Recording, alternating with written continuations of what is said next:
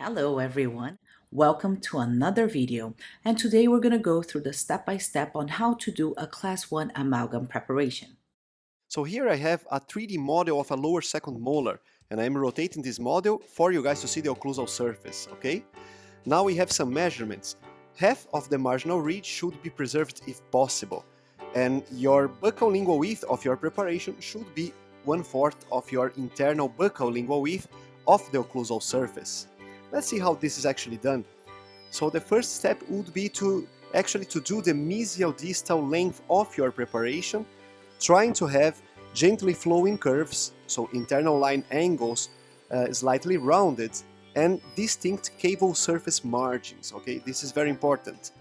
Also, your facial lingual width should be no more than 1 to 1.5 millimeters if possible, unless there are more caries and you need to remove these caries. Okay.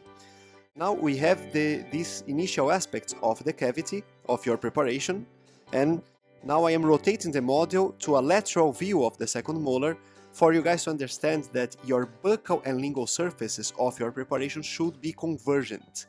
So now that's the next step. We are going to make the buccal and lingual surfaces slightly convergent, okay?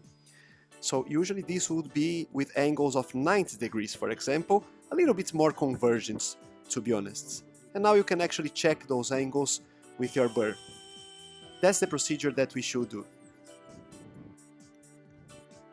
Now you check if those angles are actually convergent, and I'm rotating the model again to see the buccal surface of this crown for you guys to understand that mesial and distal surfaces of your preparation should be divergent, okay? Like this. So now they should be slightly divergent, and the angle should be up to 110 degrees, right? Okay, let's see how we should do that. Now we are checking this, and we can even check this further with a periodontal probe. Okay, and this will lead us to this final aspect. Don't forget that different teeth will have different shapes. See you guys on the next videos.